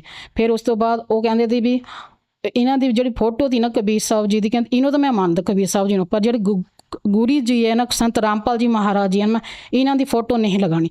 ਮੈਂ ਜੋ ਗਿਆਨ ਗੰਗਾ ਬੁੱਕ ਦੀ ਉਹਦੇ ਉੱਪਰ ਜੋ ਪੇਜ ਦੇ ਉੱਪਰ ਫੋਟੋ ਸੀ ਨਾ ਉਹਨੂੰ ਫੋਲਡ ਕਰਕੇ ਨਾ ਪੇਜ ਨੂੰ ਉਸ ਦੇ ਮੂਹਰੇ ਹੀ ਮੈਂ ਜੋਤੀ ਲਗਾਉਂਦੀ ਸੀ। ਇਸ ਤਰ੍ਹਾਂ ਜੀ ਮੈਂ ਹੌਲੀ ਹੌਲੀ ਨਾਮਦਾਨ ਮੇਰੇ ਭਗਤ ਜੀ ਨੇ ਹੌਲੀ ਹੌਲੀ ਮੰਨੇ ਤਾਂ ਮੈਂ ਗੁਰੂ ਜੀ ਦੇ ਸ਼ਰਨ ਵਿੱਚ ਆਈ ਜੀ। ਤੁਹਾਡੇ ਜਿਹੜੇ ਹਸਬੈਂਡ ਸੀਗੇ ਉਹ ਸੰਤ ਰਾਮਪਾਲ ਜੀ ਮਹਾਰਾਜ ਜੀ ਦਾ ਬਹੁਤ ਜ਼ਿਆਦਾ ਵਿਰੋਧ ਕਰਦੇ ਸੀ। ਅੱਜ ਸੰਤ ਰਾਮਪਾਲ ਜੀ ਮਹਾਰਾਜ ਦੇ ਬਾਰੇ ਉਹਨਾਂ ਦੀ ਕੀ ਸੋਚ ਹੈ? ਜੀ ਹਾਂਜੀ, ਹੁਣ ਮੇਰੇ ਭਗਤ ਜੀ ਨੇ ਵੀ ਨਾਮਦਾਨ ਲੈ ਲਿਆ। ਉਹ ਗੁਰੂ ਜੀ ਬਾਰੇ ਹੁਣ ਉਹ ਕਹਿੰਦੇ ਵੀ ਇਹਦੇ ਬਾਰੇ ਕੋਈ ਸੰਤ ਨਹੀਂ ਹੈ, ਅਸਲੀ ਸੰਤ ਇਹੀ ਸੰਤ ਰਾਮਪਾਲ ਜੀ ਮਹਾਰਾਜ ਜੀ ਹੀ ਸੰਤ ਹੈ, ਕਿਉਂਕਿ ਉਹਨਾਂ ਨੂੰ ਡਿਪਰੈਸ਼ਨ ਵਿੱਚ ਬਹੁਤ ਲਾਭ ਹੋਇਆ ਜੀ। ਜਿਸ ਤਰ੍ਹਾਂ ਨਾਲ ਭੈਣ ਜੀ ਤੁਸੀਂ ਦੱਸਿਆ ਸੀ ਵੀ ਤੁਸੀਂ ਬ੍ਰਹਮਾ ਵਿਸ਼ਨੂੰ ਮਹੇਸ਼ ਦੀ ਭਗਤੀ ਕਰਦੇ ਸੀ ਔਰ ਤੁਹਾਡੀ ਇਹ ਧਾਰਨਾ ਸੀ ਵੀ ਗੁਰੂ ਨਹੀਂ ਬਣਾਉਣਾ। ਬਹੁਤ ਸਾਰੇ ਲੋਕ ਅੱਜ ਵੀ ਇਸੇ ਤਰ੍ਹਾਂ ਤੁਹਾਡੇ ਵਾਂਗੂ ਸੋਚਦੇ ਆ ਵੀ ਅਸੀਂ ਸਿੱਧਾ ਹੀ ਭਗਵਾਨ ਦੀ ਭਗਤੀ ਕਰਾਂਗੇ, ਸਾਨੂੰ ਗੁਰੂ ਬਣਾਉਣ ਦੀ ਲੋੜ ਨਹੀਂ। ਕੀ ਕਹਿਣਾ ਚਾਹੋਗੇ? ਮੈਂ ਗਲਤ ਸੀ ਕਿ ਵੀ ਬ੍ਰਹਮਾ ਵਿਸ਼ਨੂੰ ਮਹੇਸ਼ ਹੀ ਪੂਰਨ ਭਗਵਾਨ ਹੈ, ਪਰ ਪੂਰਨ ਭਗਵਾਨ ਦੀ ਪਹਿਚਾਣ ਵਾਸਤੇ ਸਾਨੂੰ ਆਪਣੇ ਪੂਰੇ ਗੁਰੂ ਦੀ ਪਹਿਚਾਣ ਕਰਨੀ ਬਹੁਤ ਜ਼ਰੂਰੀ ਹੈ ਜੀ। ਭੈਣ ਜੀ ਸਮਾਜ ਦੇ ਵਿੱਚ ਆਮ ਤੌਰ 'ਤੇ ਇਹ ਧਾਰਨਾ ਬਣੀ ਹੋਈ ਹੈ ਕਿ ਜਿਹੜਾ ਵਿਅਕਤੀ ਸੰਤ ਰਾਮਪਾਲ ਜੀ ਮਹਾਰਾਜ ਜੀ ਦੀ ਸ਼ਰਨ ਵਿੱਚ ਜਾਂਦਾ ਉਹਦੀ ਜਿਹੜੀ ਹੈ ਉਹ ਬ੍ਰਹਮਾ ਵਿਸ਼ਨੂੰ ਮਹੇਸ਼ ਦੀ ਭਗਤੀ ਛੁਡਵਾ ਦਿੱਤੀ ਜਾਂਦੀ ਹੈ। ਕੀ ਕਹਿਣਾ ਚਾਹੋਗੇ ਕਿ ਕੀ ਸੰਤ ਰਾਮਪਾਲ ਜੀ ਮਹਾਰਾਜ ਬ੍ਰਹਮਾ ਵਿਸ਼ਨੂੰ ਮਹੇਸ਼ ਦੁਰਗਾ ਇਹਨਾਂ ਦੀ ਭਗਤੀ ਛੁਡਵਾ ਰਹੇ ਹੈ? ਨਹੀਂ ਜੀ, ਰਾਮਪਾਲ ਜੀ ਮਹਾਰਾਜ ਜੀ ਬ੍ਰਹਮਾ ਵਿਸ਼ਨੂੰ ਮੇਰੀ ਭਗਤੀ ਨਹੀਂ ਛੁਡਵਾ ਰਹੇ, ਸਗੋਂ ਸਾਨੂੰ ਇਹਨਾਂ ਦੋ ਦੱਸੇਗਾ ਤੇ ਅਸੀਂ ਇਹਨਾਂ ਦੀ ਭਗਤੀ ਕਿਸ ਤਰ੍ਹਾਂ ਕਰਨੀ ਹੈ ਜੀ। ਸਾਨੂੰ ਸਹੀ ਵਿਧੀ ਔਰ ਸਹੀ ਮੰਤਰ ਸਾਨੂੰ ਦੱਸ ਕੇ ਸਾਨੂੰ ਇਹਨਾਂ ਦੀ ਭਗਤੀ ਕਰਾ ਰਹੇ ਹੈ ਜੀ। ਜਿਹੜੇ ਦਰਸ਼ਕ ਅੱਜ ਤੁਹਾਨੂੰ ਦੇਖ ਰਹੇ ਹੈ ਉਹਨਾਂ ਨੂੰ ਕੀ ਸੰਦੇਸ਼ ਦੇਣਾ ਚਾਹੋਗੇ?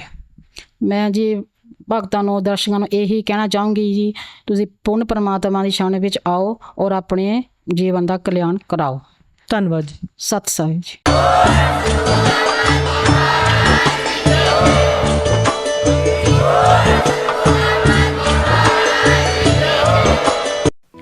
आप सुन रहे थे जगत गुरु तत्वदर्शी संत रामपाल जी महाराज के मंगल प्रवचन। अधिक जानकारी के लिए संपर्क करें